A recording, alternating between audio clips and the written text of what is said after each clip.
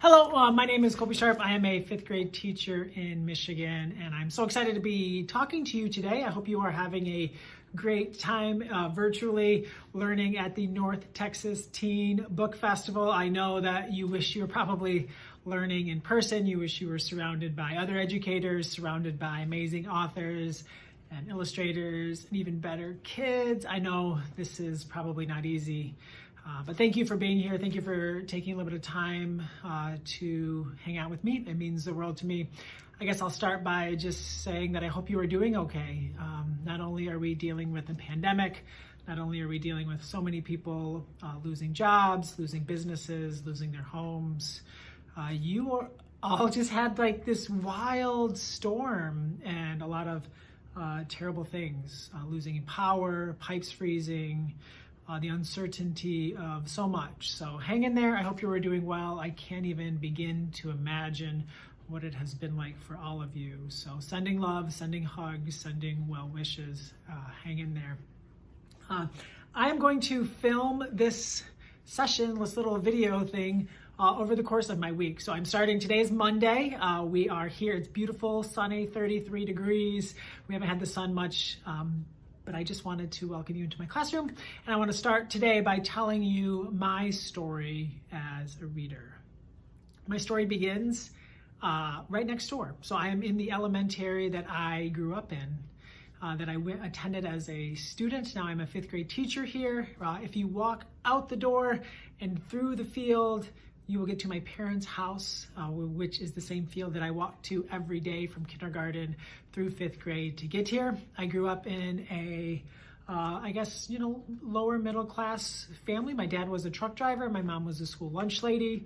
My father is a huge reader. When he was driving truck, the old Westerns and whatever he could get his hands on would be what he would read. He was always with a book. Even today, he reads nonstop. He'll say, "Colby, bring me some books."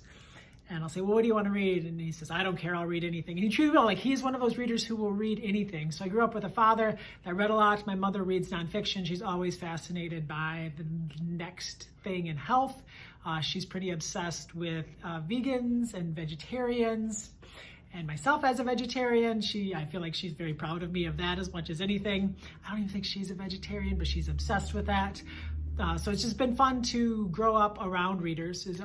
Reading to learn, like my mother, and reading for entertainment and for joy, like my father. I grew up reading the newspaper. I read the newspaper every single day, the sports page back when it was something, a little bit thicker than it is today.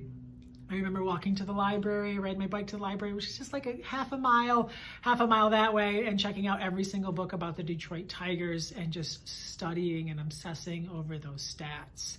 I remember when I came here to Parma Elementary as a kindergartner and sat in Miss Comden's room, and she read aloud to us, and Miss Clevenger in first grade in story time. And I remember my second and third grade teachers reading us books like Ramona Quimby, age 8, and Charlotte's Web, and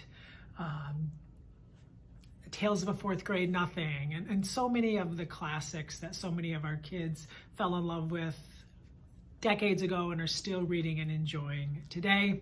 The biggest moment for me here in elementary school was when I was in fourth grade in the classroom right next door, like on the other side of that wall. Miss Herbert teaches there now, but Miss Collins taught there when I was in fourth grade, and she read us aloud Hatchet, and I was forever changed. I was forever changed as a person and as a reader. I bought myself a hatchet.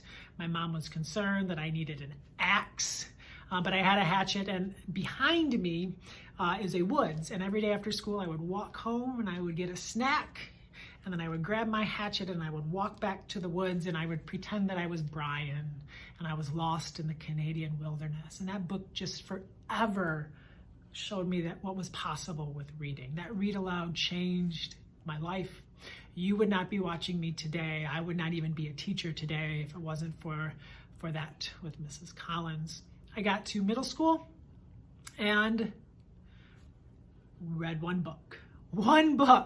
I read The Giver in middle school, and I loved it. That was it. That was the only book that I read in middle school. I got to high school. I read one book. It was a biography about Bob Hurley Sr., a high school basketball coach in the New Jersey Catholic school system. I loved it. It was amazing, but that was it. Those 2 books. I know you have to read a bunch of books for school, but I just kind of showed up and turned things in and, was able to do well enough to keep my parents happy. I got to college. I went to a community college, Jackson Community College, which is about 20 minutes this way. And I failed biology my first semester of my freshman year because I couldn't do any of the reading. I just couldn't do it. I never read. And when it came to a time where I had to read to be successful, I could not do it. I worked 3rd shift at a grocery store overnight and then went to college during the day. And I remember after that first semester, I was very stressed and very worried. I was dating a girl who had just received a full ride academic scholarship at a small liberal arts school that's like $50,000 a year, and I can't even pass my community college class. I figured that, if I wanted this relationship to work, which I really did, then I probably needed to do a little bit better in school and make something of my life. And I noticed that she was always reading. She was for fun. She was reading the Count of Monte Cristo. She just bring it places with her. And Prayer for Owen Meany. And she's just always reading and reading and reading and reading. So she gave me a book. I think it was Left Behind. It's like a Christian series. And I would read that book at work during my lunch hour, in the middle of the night, and on my breaks, and then when I got home before I would go to school.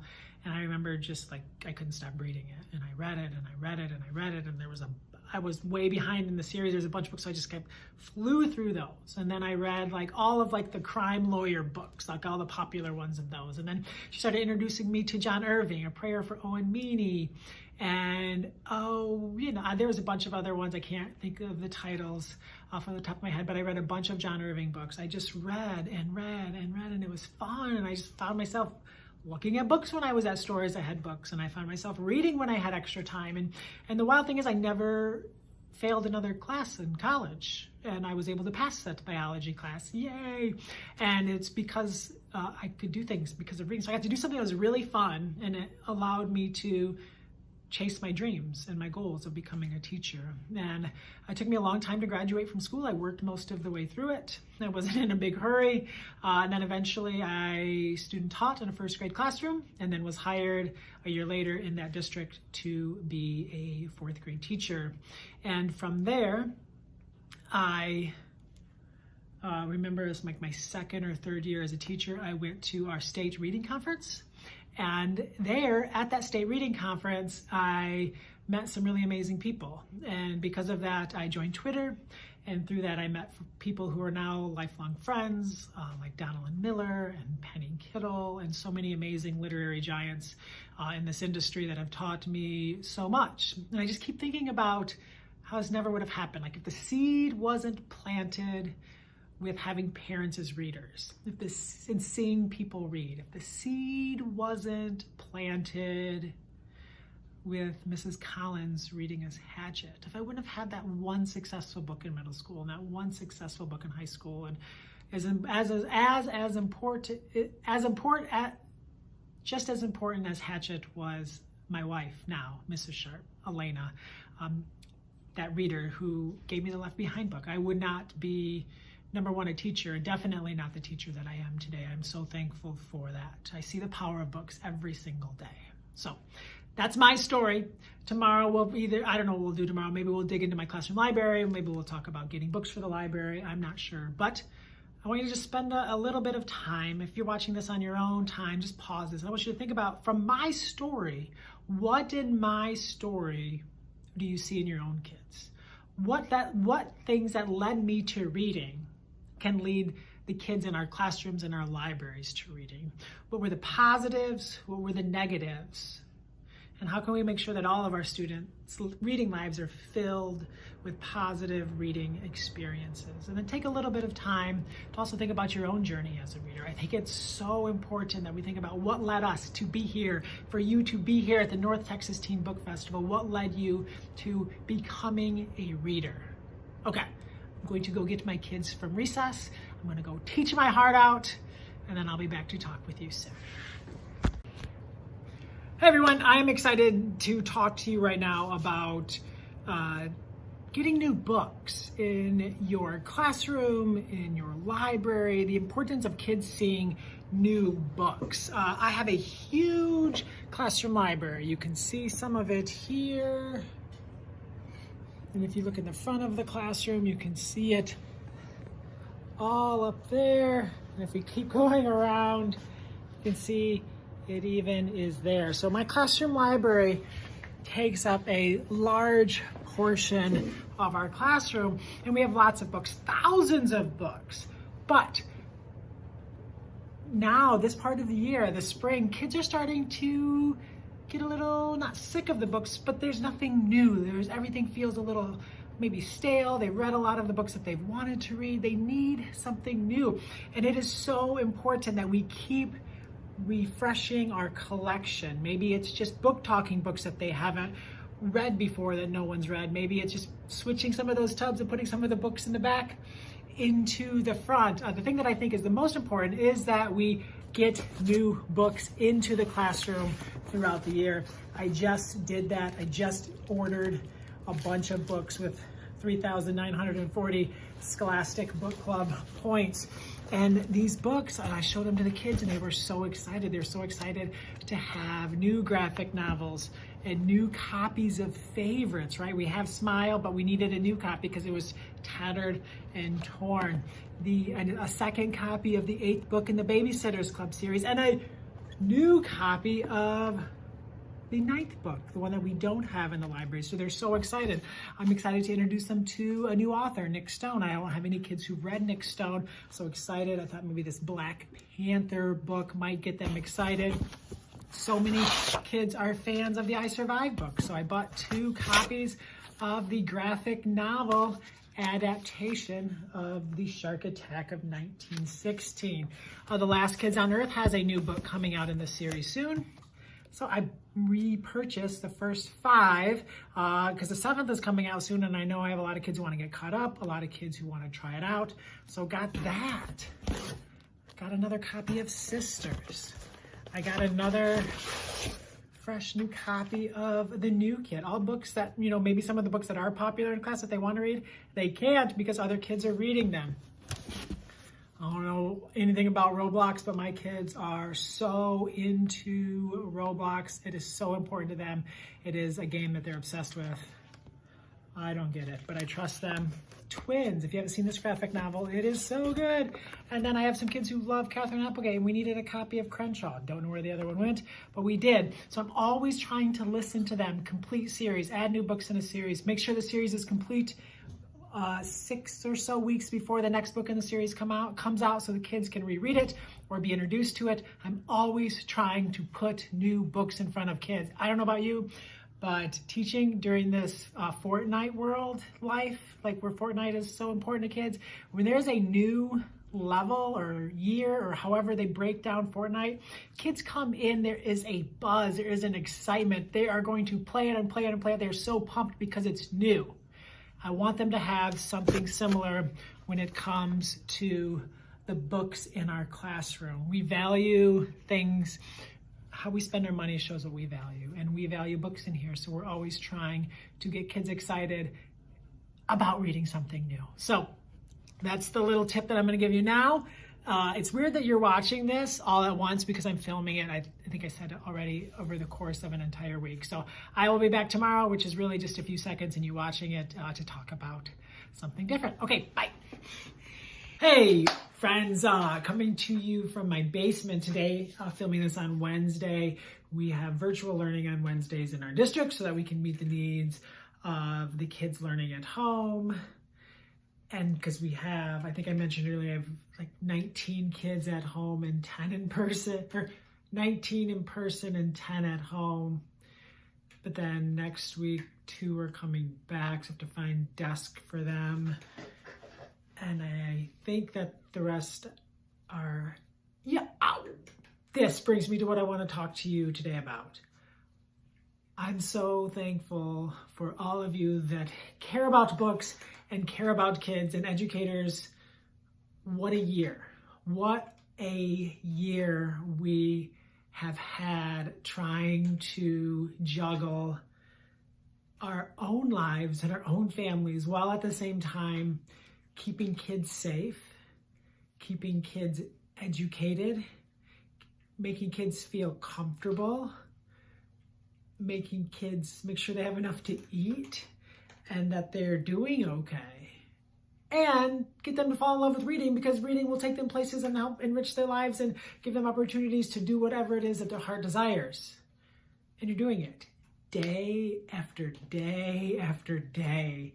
You continue to show up, whether it's in person, whether it's at home, whether you're in quarantine or teaching from your car or wherever you're teaching from, your classroom, in a mask or not in a mask.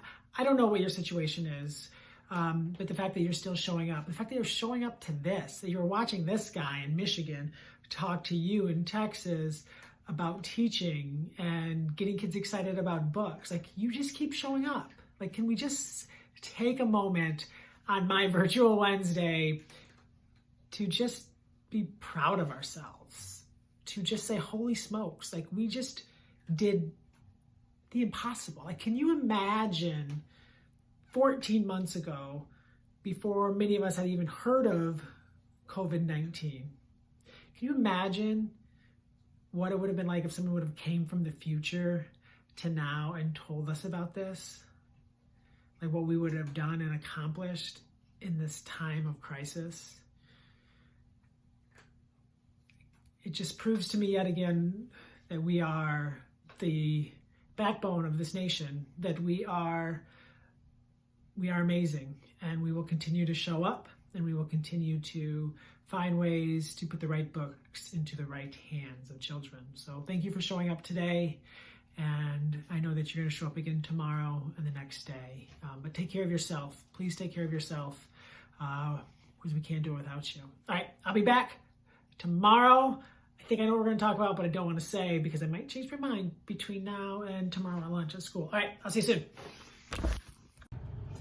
One of the things that I find is the most helpful to getting kids excited about reading and getting kids to read more and to try new things is to share my own reading life with them, and to read a lot of children's books and to book talk them with so much joy and excitement that they can't help but want to pick it up. So I thought that for this segment of my video, I thought it would be fun to share with you some of my favorite 2021 books. So I have a little stack here of books that I think you might want to check out and possibly add to your classrooms or libraries or homes, or just buy them and give them to children because they're so good. The first up is Megan E. Freeman's book, Alone. This novel in verse is wild, so wild. So the girl, I can't even remember her name, Maddie,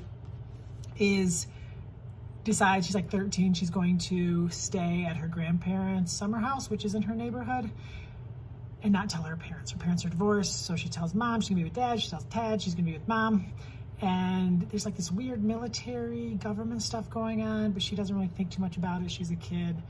And that night that she's spending the night all away, the government like comes in and like everyone is like carted off to like a new place. We don't know if it's like concentration camps or if it's just there's like an imminent threat or something. Like, we don't really know what's going on. It's very, very, you're very curious about it the whole time you're reading the book. But they went to all the houses where people live, and like all the people have been ushered out of the town, and no one knows that she's there. So she's up in the next morning and everyone in the town is gone, like gone. And she turns on the TV and there's like a little bit about it, but it's still kind of confusing. And so she's all alone, and she goes to like the spot where it looks like the people were picked up, and she calls her mom, and they have like these buckets, like not buckets, like these giant trash cans of cell phones. And she hears her mom's phone ring in one, and then she calls her dad and hears her dad's phone ring, and then she calls her friend, and that phone rings. It's wild. And then after like 2 days, the electricity is out. So there's no TV, no electricity, not really any radio. There's no one There's no trace. There's no idea what's going on. She rescues this dog, and they become very close friends. But the amount of time that this book covers that she is alone is wild. Like, Hatchet is what, like a month or less than a month? This is just wild, and it's completely captivating. This novel in verse is one of the most page-turning books I've read in a long time. I'm actually reading it aloud to my students. We're already halfway through, and they just like cannot get enough. It's so good. It's wild, it's intense, and it's magical, and it's everything we want from a book. So you should check out Alone if you haven't already. Next up is Ancestor Approved, Intertribal Stories for Kids. This is an anthology edited by Cynthia Leidig-Smith. I've only read part of this book. I've only read a few of the stories, but it's amazing. All of them are created by Native authors, and they just tell these stories. And the first one was about a kid who had never really embraced their Native heritage. The father was pretty abusive and not a very good person. He was not Native, and he basically wanted the family to forget all about that part of their life.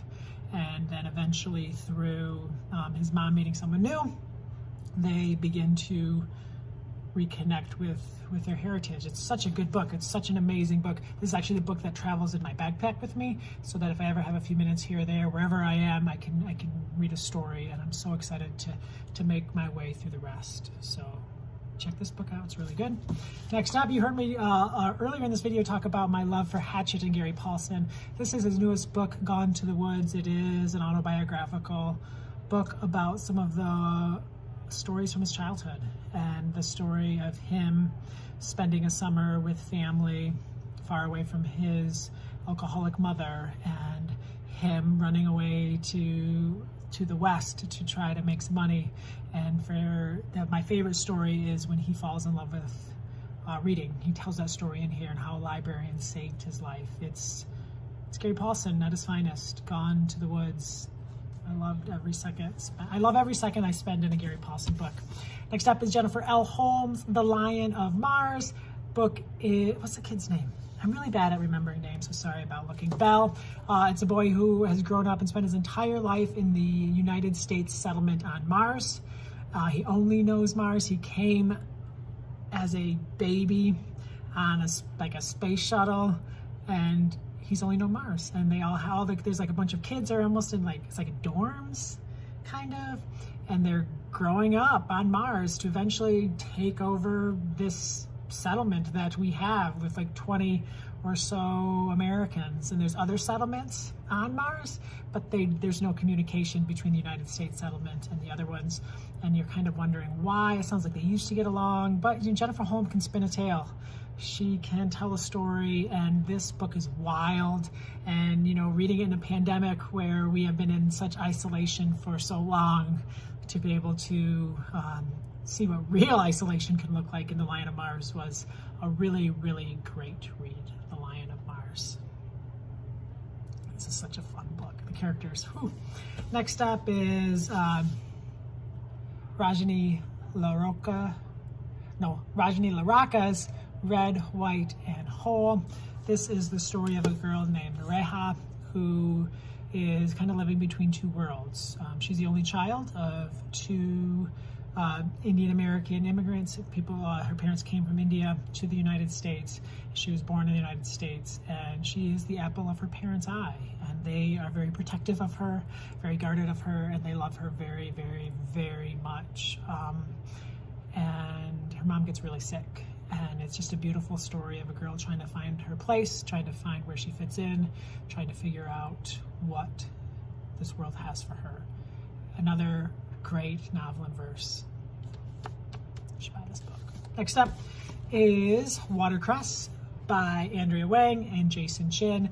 This is the story of, Andrea's childhood, when she would pull off on the side of the road with her family and pick watercress. Her family is Chinese American, and she was kind of like Red, White, and Whole, right? Like she was trying to figure out where she fit. Andrea grew up, not with a ton of money and a ton of things, and she was embarrassed by some of the things that her family did. And this book just took my breath away. It's one of those picture books that I could see winning a Newbery medal, a Caldecott medal, the pictures, the art, it's all there, it's all magical, and you need it. So Watercress. Next up is a book that my friend Travis Yonker wrote with illustrator Grant Snyder, Blue Floats Away. This little iceberg blue breaks off from the iceberg with his parents and starts floating away, and then eventually evaporates, and then eventually starts to come back home as a cloud. And a beautiful, fun way to look at the water cycle, and also a way to think about how climate change is affecting our planet. He did it in a really amazing, beautiful, important way. So if you need an amazing picture book, and let's just be honest, Grant Snyder crushed these illustrations. Like, look at that, seriously. And what's wild is I was reading the notes in the back, and Grant Snyder, the illustrator, is an orthodontist. Seriously, cleans teeth all night, draws pictures, cleans teeth all, puts braces on all day, makes art all night. So those are some of the books that I have book talked to my own students, and I hope that you found a book or two in there that you might want to try. It's just simple as that. Just stand in front of your kids, hold up a book, and just show them how much you loved it. It gets them to read books at an amazing, amazing rate. The books that I have book talked, the books that I've shared, my own passion and my own heart for are the books that are being read by my students. So I will continue to do that. I will continue to give them opportunities to do the same. The more we talk about books, the more kids will read them. Okay, I will be back for some final thoughts here in a second. But it will actually be tomorrow in my time. Hey friends, thanks for spending some time with me. Thanks for being a part of the North Texas Teen Book Festival. It's been an honor to hang out with you. I want to end with thinking about how things are headed in the right direction with readers and how things are going to be okay. So I created a video this week about 5 reasons my kids are coming back to reading, because I'm really starting to see some amazing, amazing things happen. And instead of recreating the wheel, I thought I would just end this video by sharing that video with you. So thank you again. We'll close with, it's like a 10 or 12 minute video of me talking about 5 reasons kids in my class are coming back to reading. And I hope it gives you a little spark and a little hope as we move forward.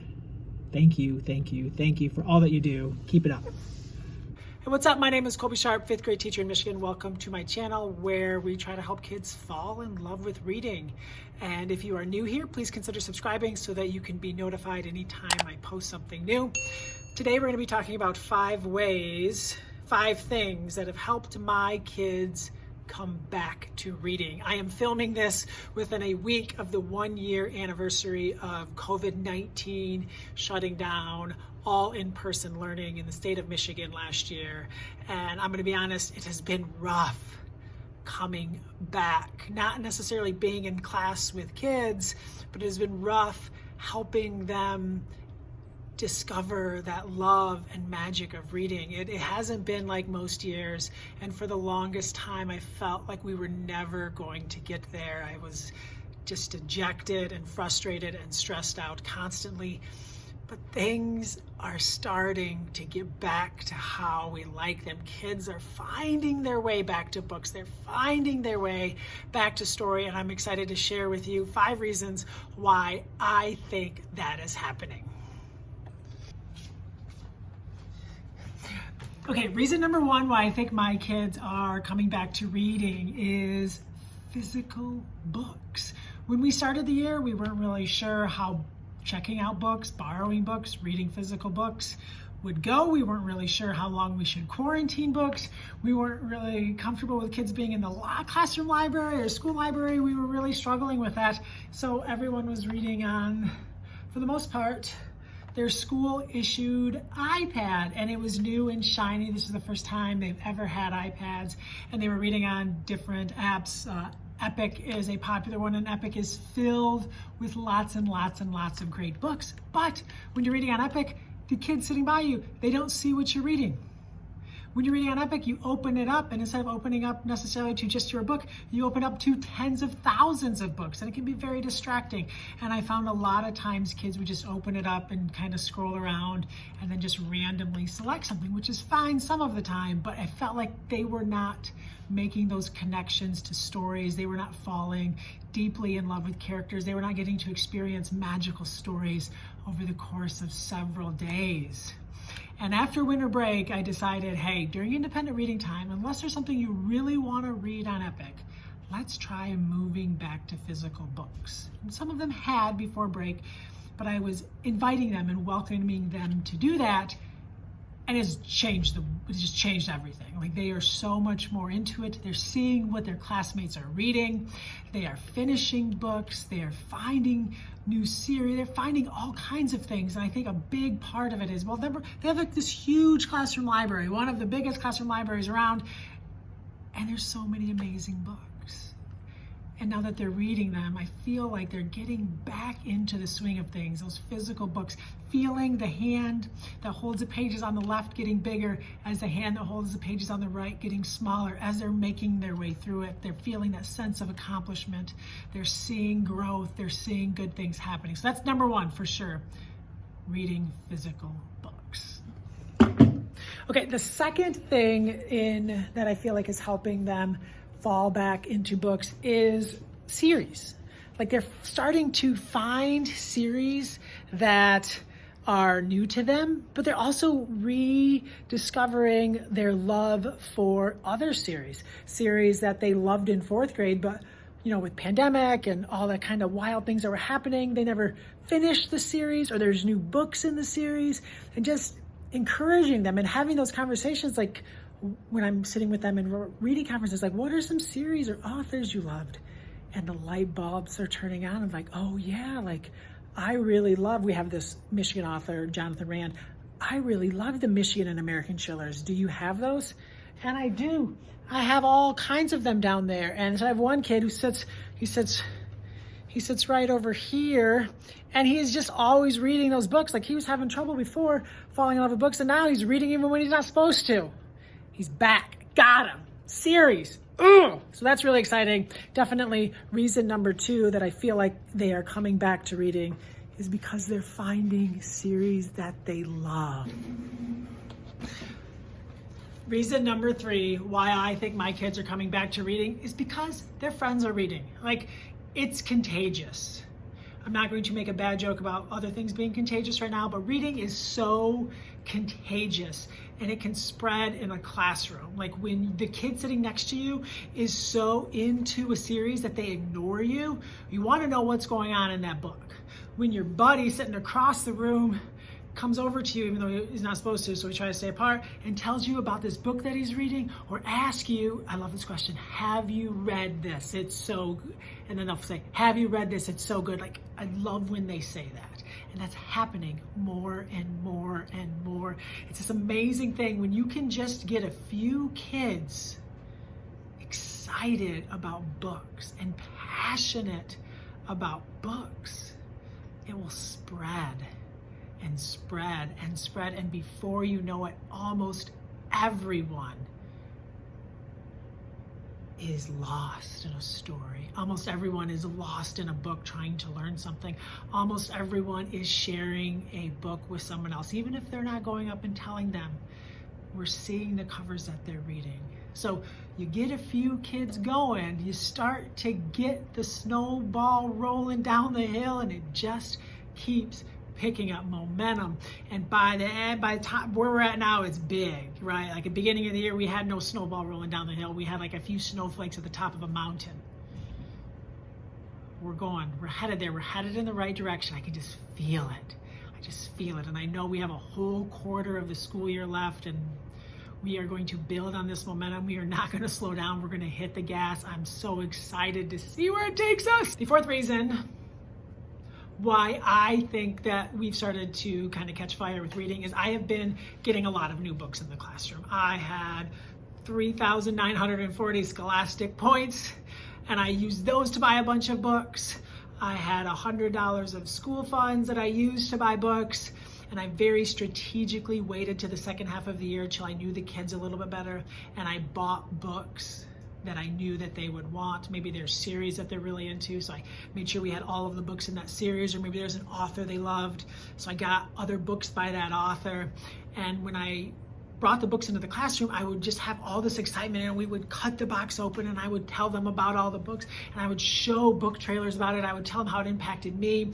I would often mention the kid in the class that made me think to buy that book, making that connection. And then these new books are creating such a buzz. And like, there's a bunch of books coming out in the coming like weeks and months of popular series in the class.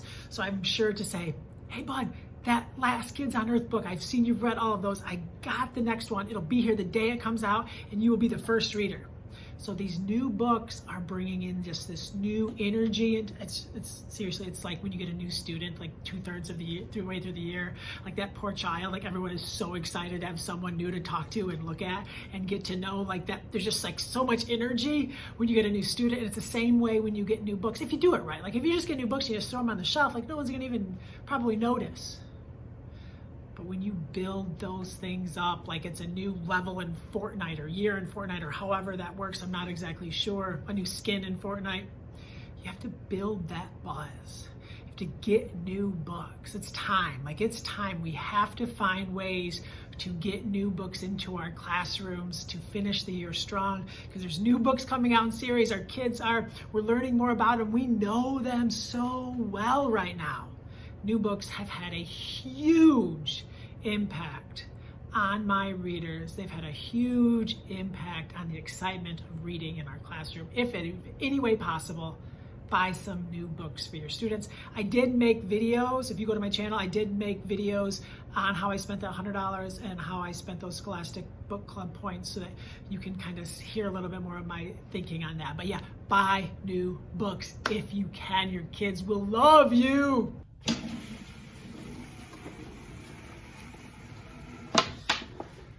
Reason number 5 why reading is back here in the 5th grade is read aloud. We have read aloud every single day. We've ended just about every day with a picture book. We read a novel together every single day. And I don't know about you, but reading aloud for me as a kid was a time when I was always lost in a book.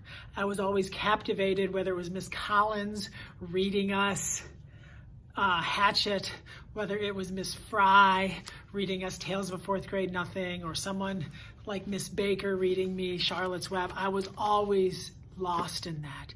And not every kid is going to have success independently reading every day. Not every kid is going to always have that just right book and be lost in a book. But if they can be lost in that read aloud story, that love of reading is just growing and growing and growing and growing, even when that independent reading isn't going great. And I feel like that just gets them to the place where when they get that right book, that it will click. So read aloud to your kids. We're currently reading Alone by Megan E. Freeman. The kids are obsessed. Like, think about when you were a kid, the book you were most obsessed about. Like, this might be this to my kids might be what Hatchet was to me. Like, they are all in. And speaking of Hatchet, one of my kids said, the book reminds me a little bit of Hatchet. And I'm like, oh, do you like Hatchet? And he went on to talk about how much he loved it and how his teacher read it. And I'm like, well, what about other Gary Paulson books? And he's like, well, I've always wanted to read Brian's Winter. Bam! Kids into it. Kids are into it. It's working. My kids are falling for reading for those reasons that I mentioned in the video. I wrote them down so I wouldn't forget. Physical books, series, friends, new books, read aloud. More kids in my class are taking books home because they want to, not because I asked them to. More kids are finishing more kids are book talking books. Kids are getting it. They're getting there. They are going to be okay. They're going to be okay. Your readers are going to be okay. I hope they're doing well. I hope you're doing well. Hang in there. It's worth it. You are one book away. Your kids are one book away from that light being turned back on, or maybe being turned on for the first time. Continue to talk books.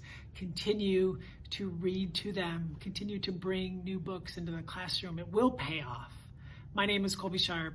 Thank you so much for tuning in. I hope you have an awesome, fantastic day.